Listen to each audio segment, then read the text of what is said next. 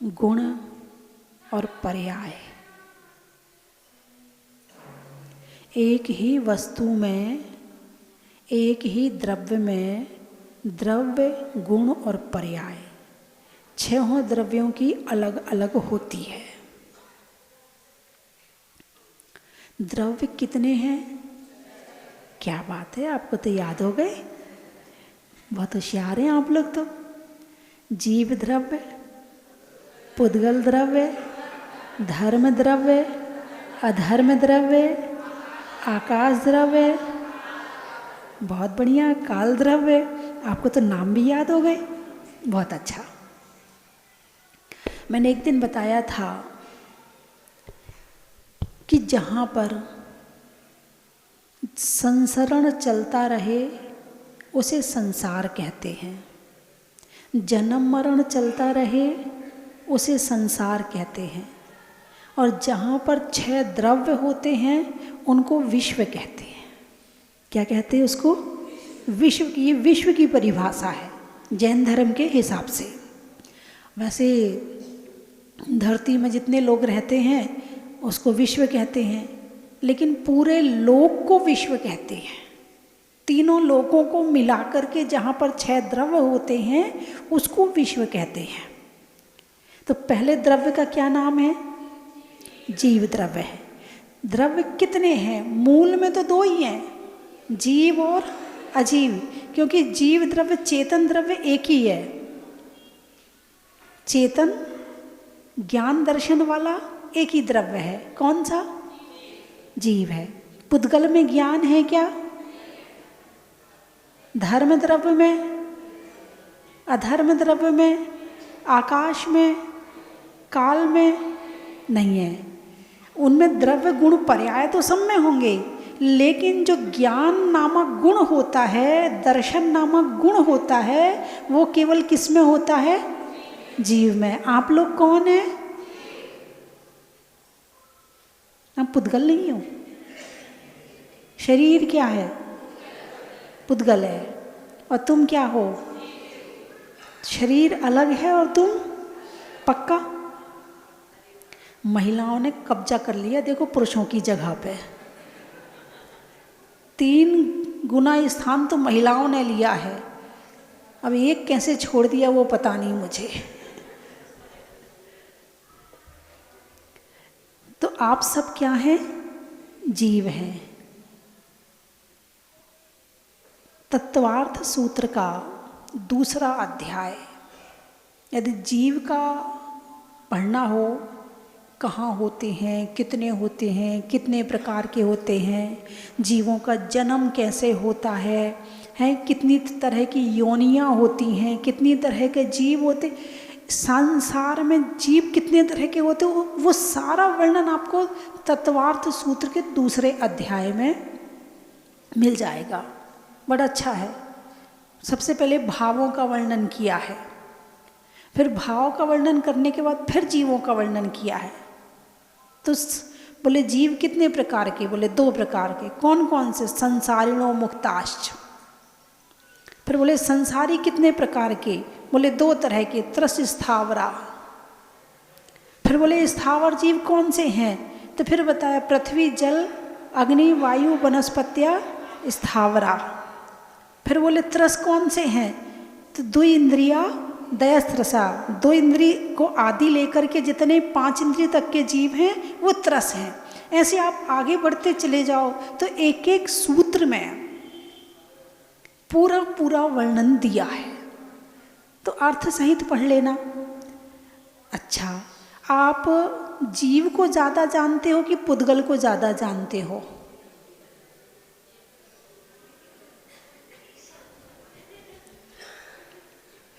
आप जीव को ज़्यादा जानते हो कि पुद्गल को ज़्यादा जानते हो? कहीं दिया तले अंधेरा तो नहीं है? आप कौन है? पुद्गल। किसको जानते हो? अच्छा, 24 घंटे आपके विचारों में पुद्गल होता है कि जीव होता है? 24 घंटे आपके विचारों में पुद्गल होता है कि जीव होता है? खाना पुद्गल, कपड़ा पुद्गल, मकान पुद्गल, शरीर पुद्गल, सजना संवरना पुद्गल, है ना। घर में जिनको भी आप याद करेंगे तो उसके जीव को याद नहीं करते। जब मान लो घर में बच्चे हैं, पति है, सास है, ससुर है, तो आप उनके जीव को याद नहीं करते हो, उनके पुद्गल को याद करते हो। जीव को तो आप मानते ही नहीं हो। एक बार की बात है, एक जगह की घटना है कि एक 35 साल का युवक, उसकी मृत्यु हो गई।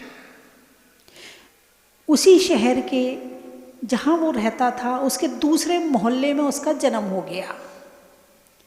वो 2-2.5 साल का हुआ, थोड़ा सा समझने लगा तो कहता था ये मेरा घर नहीं है, मेरा घर तो उस मोहल्ले में है, मेरी माँ का नाम ये है, मेरी पत्नी का नाम ये है, मेरे बच्चों का नाम ये है।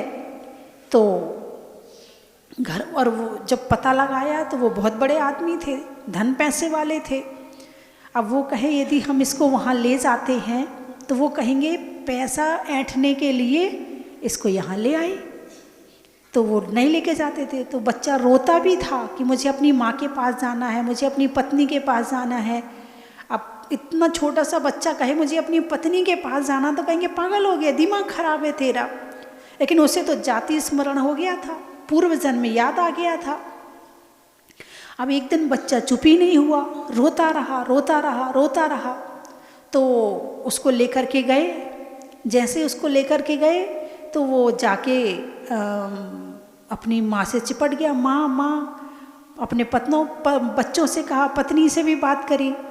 तो उन्होंने पहले तो माना नहीं, बोले देख मेरा बैंक में इतना बैलेंस था, मेरी डेथ ऐसे हुई थी, देख वो सामान वहाँ पर रखा हुआ है। तो लगा कि नहीं ये तो अपना ही बच्चा है, तो बड़ी खुशी सी हुई।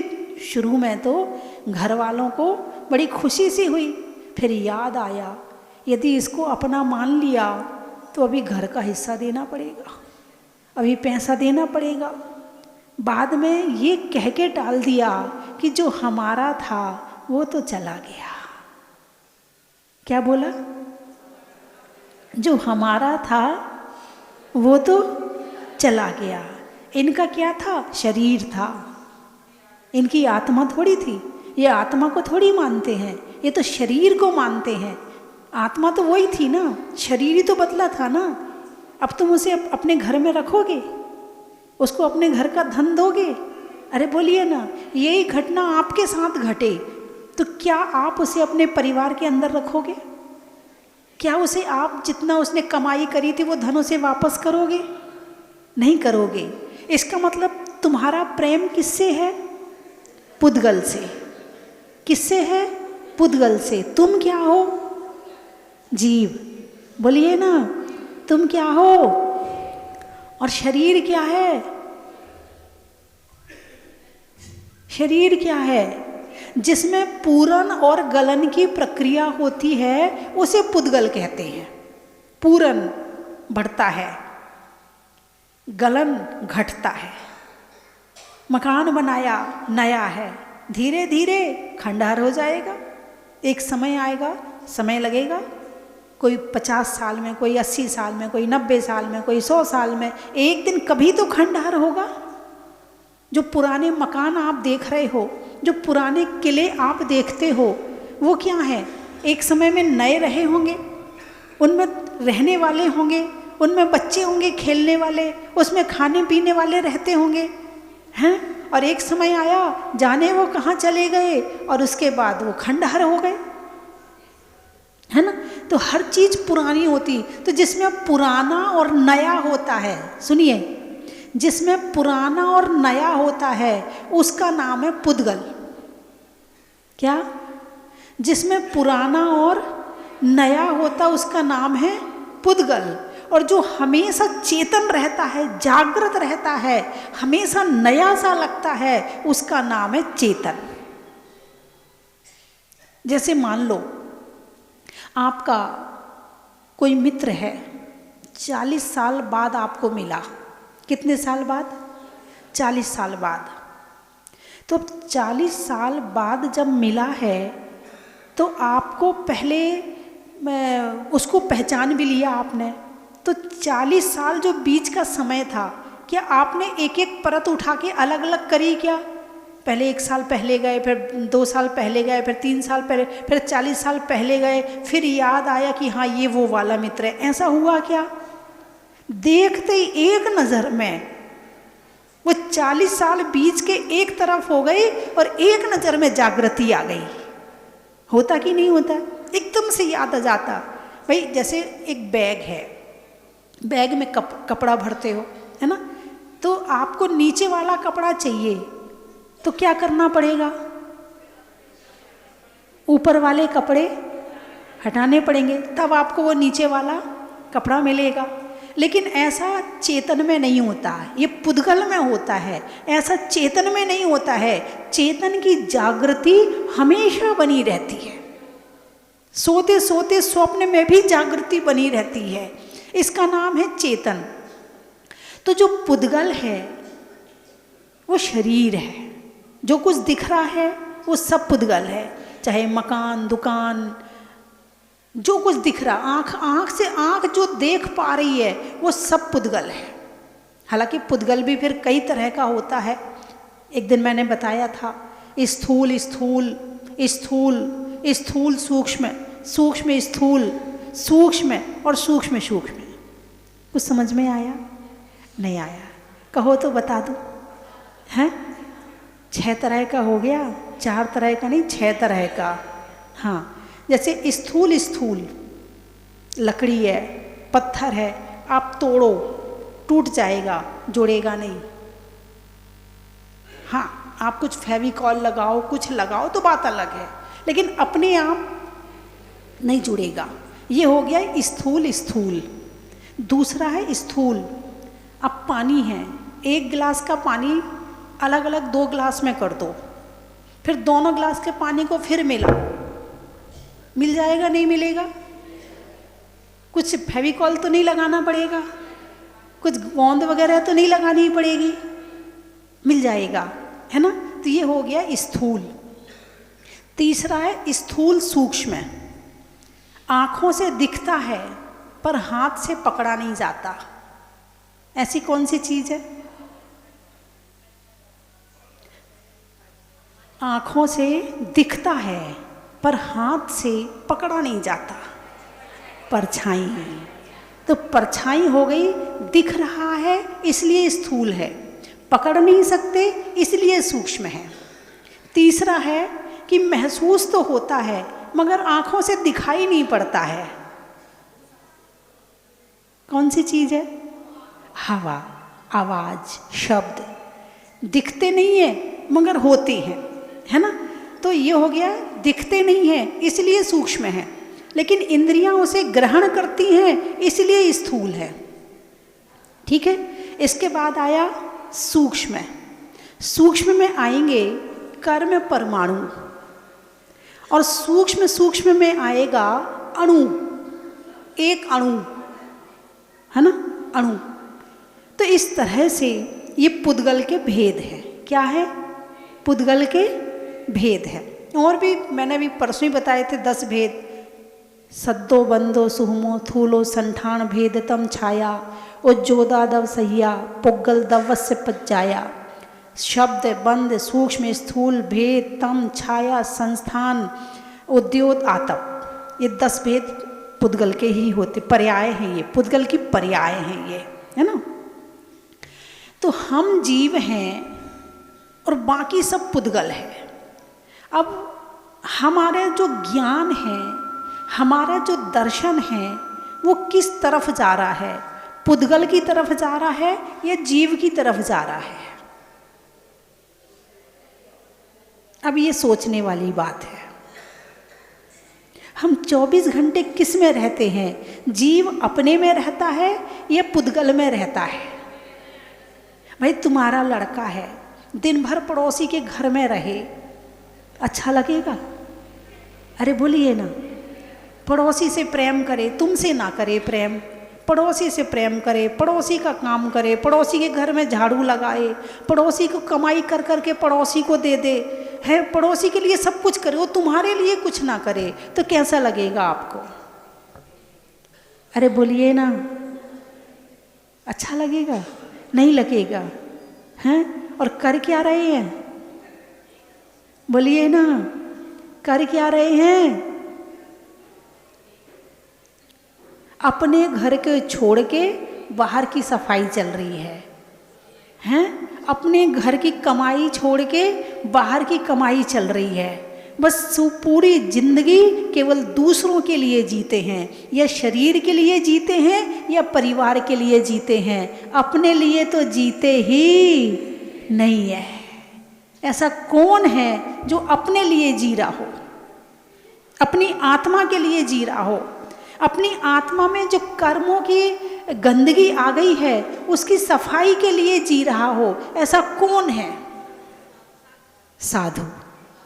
साधु छोड़ दिया, लेकिन अभी भी एक जो उत्कृष्ट अवस्था है, बिल्कुल ध्यान में 24 घंटे लीन रहना, अभी वो अवस्था भी नहीं बन रही है।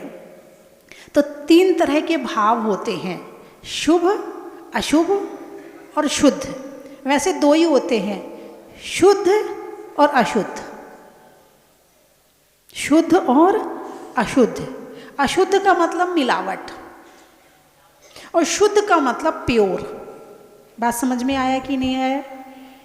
अशुद्ध का मतलब मिलावट। मिलावट में कुछ भी मिला हो, जैसे शुद्ध गाय का घी हो और शुद्ध भैंस का घी हो, दोनों दूध का घी है, दोनों को मिला दिया, अब वो शुद्ध रहा कि अशुद्ध हो गया? अशुद्ध हो गया, क्योंकि ये गाय का है, ये भैंस का है। यदि 2 अलग अलग गाय का दूध का घी भी मिला दिया जाए तो वो भी अशुद्ध माना जाएगा, भले दोनों शुद्ध हैं। शुद्ध शुद्ध मिलके शुद्ध नहीं होते हैं, शुद्ध शुद्ध मिलके भी अशुद्ध होते हैं, है ना? तो जैसे 2 तरह के भाव हुए, शुद्ध भाव और अशुद्ध भाव, ठीक है? अब शुद्ध के भेद नहीं हो सकते, शुद्ध का कोई भेद नहीं होगा। शुद्ध तो शुद्ध है, कोई मिलावट है ही नहीं है, इसलिए उसका भेद नहीं होगा। अशुद्ध के भेद होंगे, तो 2 भेद हैं, शुभ और अशुभ। अशुद्ध के कितने भेद हुए? शुभ और अशुभ। जैसे 3 गिलास में पानी रखा है, एक गिलास में जहर मिला है, एक गिलास में चीनी मिली है और एक गिलास में कुछ नहीं मिला है, तो कौन सा पानी शुद्ध है? जिसमें कुछ नहीं मिला। ठीक, अब इसको एक तरफ रख दो, ये तो हम अभी हो नहीं सकते, इसलिए एक शुद्ध को एक तरफ रख दो। अब बचे 2 हमारे पास, शुभ और अशुभ। एक चीनी मिला पानी और एक जहर मिला पानी, एक पाप और एक पुण्य। कुछ समझ में आया? एक पाप और एक पुण्य। तो जो शुद्ध हो चुके हैं परमात्मा, जो शुद्ध हो चुके हैं, जो कर्मों से रहित हो चुके हैं, जो 4 घातीय कर्मों से रहित वे अरिहंत परमात्मा, और जो 8 कर्म से रहित वे सिद्ध परमात्मा, ऐसे 2 परमात्मा हुए। और जो इनके जो मानने वाले हैं, तो जो मानने वाला है, तो जब तुम परमात्मा की भक्ति करते हो तो वो परिणाम कहलाते हैं शुभ। क्या कहलाते हैं? देव पूजा, गुरु उपासना, स्वाध्याय, संयम, तप और दान। तप और दान, ये 6 चीजें श्रावक के लिए है। ये 6 चीजों में यदि आप हैं, कौन कौन सी चीजों में? देव पूजा कर रहे हो, गुरु उपासना कर रहे हो, गुरु उपासना में आप आहार दे रहे हैं, वैयावृत्ति कर रहे हैं, उनका चिंतन कर रहे हैं, उनकी चर्चा कर रहे हैं, तो गुरु उपासना। विहार करवा रहे हैं, तो ये आपका गुरु उपासना में आ जाएगा, है ना? देव पूजा, गुरु उपासना, स्वाध्याय, अभी आप जो सुन रहे हैं ये स्वाध्याय में आ जाएगा। तो स्वाध्याय, अथवा आप शास्त्र पढ़ रहे हैं, अथवा आप धर्म चर्चा कर रहे हैं, अथवा आप अपने बच्चों को सीता मैना आदि की कहानी भी सुना रहे हैं, तो वो भी धर्म में, स्वाध्याय में आ जाएगा। तो स्वाध्याय, संयम, पांचों इंद्रियों में, आज मेरा इसका त्याग है, आज मैं ये नहीं खाऊंगी, आज अष्टमी है, आज आलू प्याज नहीं खाना है, तो जिह्वा इंद्री को वश में किया। आज मैं टीवी में मूवी नहीं देखूंगी या मोबाइल में ये चीज़ नहीं देखूंगी, तो आपने चक्षु इंद्री को वश में किया। आज हम फिल्मी गाना नहीं सुनेंगे, आज हम किसी की निंदा नहीं सुनेंगे, तो आपने कर्ण इंद्री को वश में किया। आज हम डीओ नहीं लगाएंगे, आज हम इत्र नहीं लगाएंगे, तो आपने घ्राण इंद्री को वश में किया। आज गर्मी है मगर पंखा नहीं चलाएंगे, तो आपने स्पर्शन इंद्री को वश में किया। अथवा ब्रह्मचर्य का पालन करेंगे, तो स्पर्शन इंद्री को वश में किया। संयम, ये क्या हो गया? संयम। ये इंद्रिय संयम हो गया, मन को वश में किया, मन के में बुरे विचार नहीं करेंगे, ये हो गया इंद्रिय संयम। और दूसरा है प्राणी संयम, जीवों की रक्षा करना, ये प्राणी संयम। तो ये आ गया संयम में। ये धर्म ध्यान है। यदि आप देखकर चल रहे हो तो धर्म ध्यान हो रहा है, देखकर बैठ रहे हो तो धर्म ध्यान हो रहा है, आप जीव की रक्षा कर रहे हो तो धर्म ध्यान हो रहा है, झाड़ू लगा रहे हो, देख के लगा रहे हो, तो झाड़ू लगाते लगाते भी धर्म ध्यान हो गया, क्योंकि आप जीव की रक्षा कर रहे हो। रसोई में भी यदि आप काम कर रहे हो और ऐसा काम कर रहे कि भाई जीव की रक्षा हो, भाई रात में के बर्तन सुबह तक नहीं डालेंगे, क्यों? जीवोत्पत्ति हो जाएगी, फालतू मरेंगे जीव। रात को ही आपने मांझ के रख दिए, आपने धर्म कर लिया, घर का काम नहीं किया आपने। क्या किया आपने? धर्म कर लिया। भाई रात में भोजन नहीं बनाना, धर्म कर लिया आपने। मतलब छोटी छोटी चीजों में आपका धर्म हो जाएगा। तो ये हो गया संयम, शुभ। ये क्या हो गया? शुभ, है ना? संयम। तप, 12 तप होते हैं, अनशन, उपवास करना, ऊनोदर, भूख से कम खाना, है ना? सब जानते ही आप लोग। व्रत परिसंख्यान, रस परित्याग, विविक्त शयासन, काय क्लेश, है ना? प्रायश्चित, विनय, वैयाव्रत, स्वाध्याय, उत्सर्ग और ध्यान। यदि ये 12 काम कर रहे हो तो आप शुभ में हैं। तप और दान, आप दान कर रहे हो तो दान में भी आपका शुभ काम चल रहा है, यानी पुण्य का बंद हो रहा है। क्या हो रहा है? पुण्य का बंद होता है। बहुत सारे जहाजपुर में बच्चे आते हैं, गुल्लक भर के लाते, माता जी ये गुल्लक हमने भरी है। उस छोटे से बच्चे ने क्या किया है?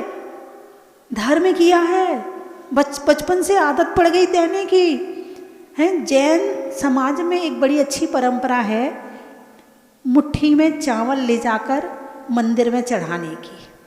बोलिए है या नहीं है? है ना? क्यों है?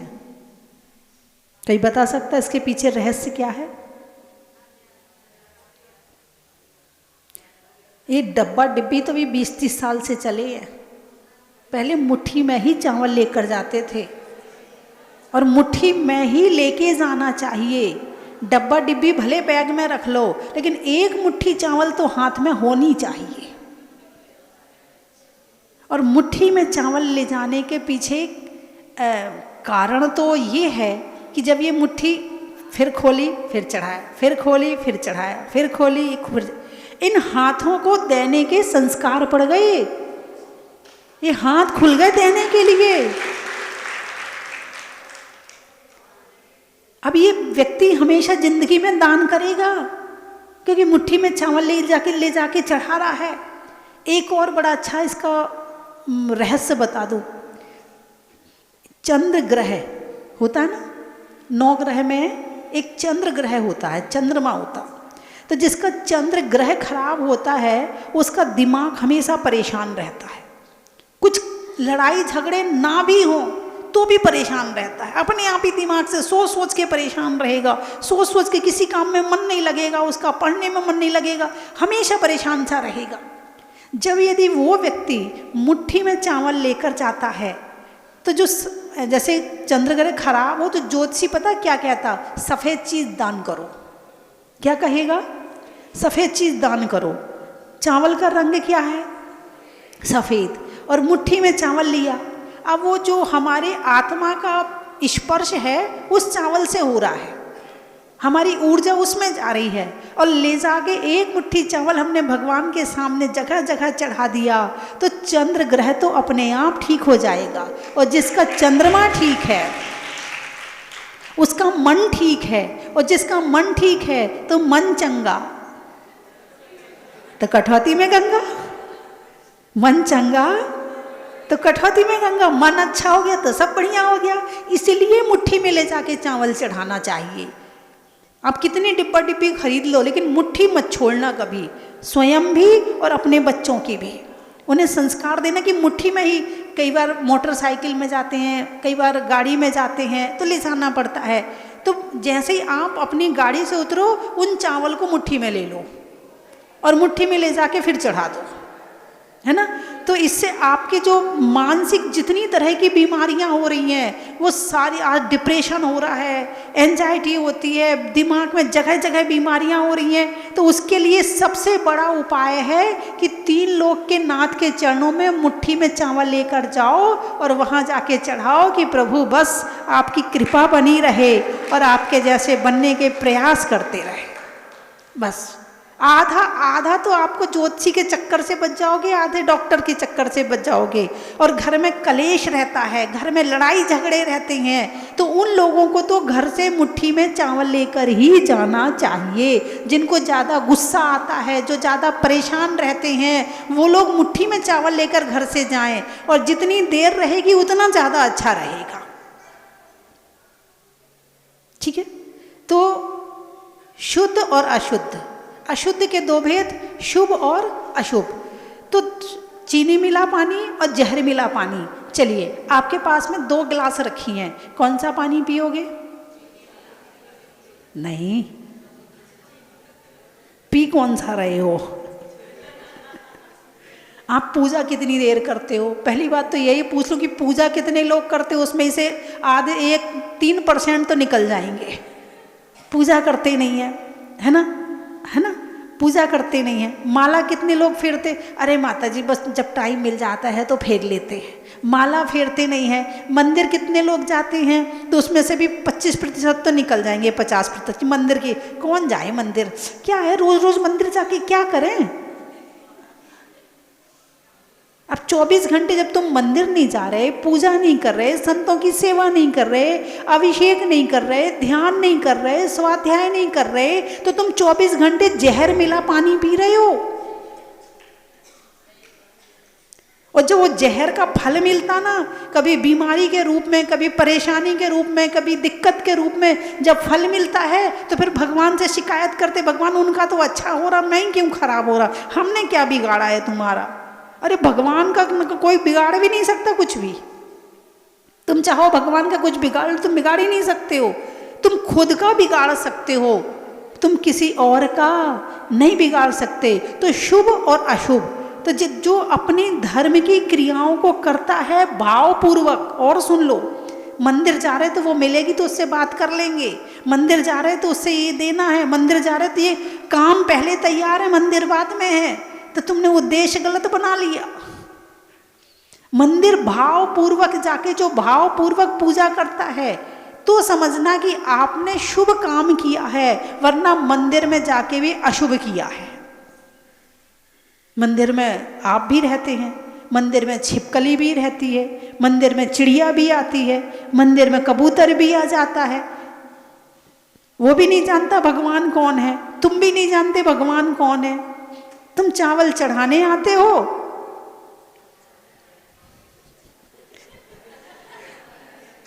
मैंने तो कुछ कहा ही नहीं। अच्छा सच बताओ, ये बात है या नहीं है? आपसे यदि पूछ ले कोई कि आपके भगवान की विशेषता बताओ, क्या बता सकते हो? बताइए मुझे, कैसे होते हैं आपके भगवान, क्या क्वालिटी है, आप उन्हें भगवान मानते क्यों हो, वो क्या करते हैं आपके लिए, आप उनके लिए क्या कर सकते हो? कि इतनी बातें का प्रश्नों का उत्तर आपको आता है?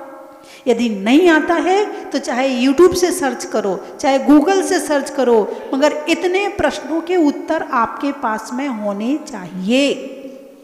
जब आपको ही नहीं पता है तो आप सामने वाले को क्या बताओगे? और जिसको अपने घर में रखे हुए सामान की क्वालिटी नहीं पता है तो उसे बाहर वाला कहेगा ये ले ले, ये ले ले, ये बहुत अच्छा है, वो वहाँ भी चला जाएगा। जो जहाँ बुलाएगा वो वहीं चला जाएगा, जहाँ लुढ़काएगा वो वहीं लुढ़क जाएगा, क्योंकि उसे अपनी खुद की क्वालिटी पता नहीं है। यही दिक्कत हो रही है। आज मोबाइल तो चलाते हैं, मगर मोबाइल में क्या चलाना है ये पता नहीं है। ऐसा नहीं कि यहाँ बैठे लोगों में कोई मोबाइल ना चलाता हो, सब मोबाइल चलाते हैं, लेकिन मोबाइल में क्या चलाना है, जिससे पाप होता है वो तो खूब चलाते हैं, और जिससे पुण्य होगा उसको तो खोलते ही नहीं है। उसको खोलने भी बैठोगे तो दूसरी चीज निकल जाएगी, पहले ये देख लूं फिर वो देख लूंगा। और शास्त्र तो पढ़ते नहीं हो, शास्त्र पढ़ो तो कुछ ज्ञान हो, प्रवचन सुनो तो कुछ ज्ञान हो। टाइम नहीं है। क्या है माता जी, आत्मा आत्मा आत्मा करती है। हाँ, अभी जब तक शरीर में हवा भरी है ना तब तक कर लो, और जिस दिन ये हवा निकलेगी ना, जैसे गुब्बारे की हवा निकल जाती है तो गुब्बारा पिचक जाता है, ऐसे पिचक जाओगे। सच में कह रहे हैं। हाँ, छुहारा हो नहीं, आज खजूर हो, छुहारा बन जाओगे। इस शरीर को कितना सजा लेना, एक दिन छुहारा तो होना ही होना है इसका। लेकिन इस शरीर में रहकर अपनी आत्मा में रहना, ये शरीर पड़ोसी है। क्या है? पड़ोसी है। पड़ोसी से भी बना के रखनी पड़ती है, क्योंकि रिश्तेदार तो दूर बैठे बाद में काम आएंगे, पहले पड़ोसी काम आएगा। इसलिए पड़ोसी से भी बना के रखनी पड़ती है। तो इस शरीर से उतनी बनाओ जितनी ज़रूरत हो, इससे ज़्यादा इसे टाइम देने की ज़रूरत नहीं है। तो 6 द्रव्य में सबसे पहले जिसने जीव द्रव्य को पहचान लिया, जीव तत्व को पहचान लिया, समझना, उसने दुनिया का सब कुछ जान लिया। और जिसने केवल अपने को नहीं जाना और सारी दुनिया को जान लिया, उसने अभी कुछ भी नहीं जाना। कुछ समझ में आया कि नहीं आया? जिसने राग द्वेष कामाद के जीते, उसने सब जग जान लिया। जिसने पहले खुद पर प्रैक्टिकल किया, खुद के राग द्वेष को छोड़कर खुद की आत्मा का ध्यान किया, तो ऐसा ज्ञान हुआ कि सारी दुनिया में छा गई। खेत में धान का, शादी में पान का, और होने वाले कल्पतरु महामंडल विधान का। अनाज में चने का, पेड़ में तने का, और कल्पतरु महामंडल विधान में बैठने का। सलाइयों में सूजा का, मिठाइयों में गूजा का, और कल्पतरु महामंडल विधान में होने वाली 24 तीर्थंकरों की पूजा का। गणित में करण का, त्याग के वर्ण का, और लगने वाले समो शरण का। नदी में नाव का, शरीर में पाँव का, और होने में हब अच्छे अच्छे भाव का।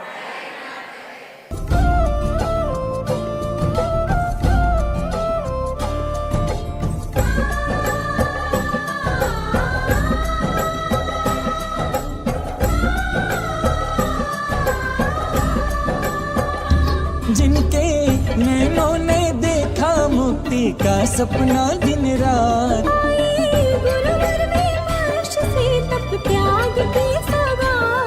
हम उनकी राह बुहारी, मोतियों से नजर उतारी। सजे हथेली मेहंदी से वैरागन की, ये मेहंदी तो है संयम की हो, ये मेहंदी तो है संयम की।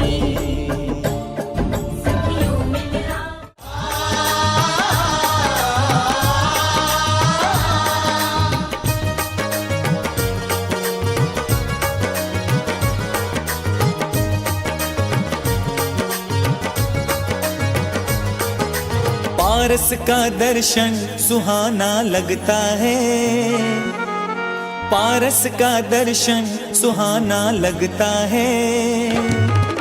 चरणों में बंधन सुहाना लगता है, पारस का दर्शन सुहाना लगता है। चरणों में बंधन सुहाना लगता है। कर्मों के बंधन जिससे कट जाते हैं, पारस का चिंतन सुहाना लगता है, पारस का दर्शन सुहाना लगता है, चरणों में वंदन सुहाना लगता है। पारस का दर्शन सुहाना लगता है, चरणों में वंदन सुहाना लगता है।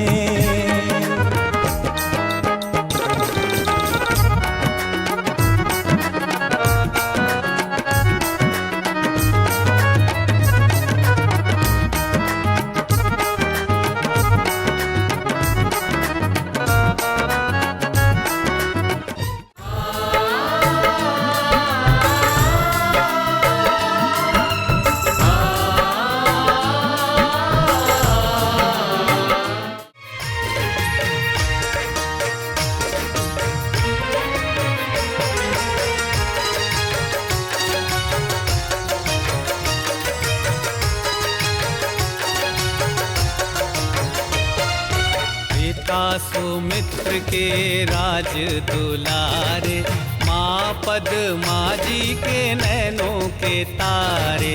पिता सुमित्र के राज दुलारे, माँ पद्मा जी के नैनों के तारे। राजगृही में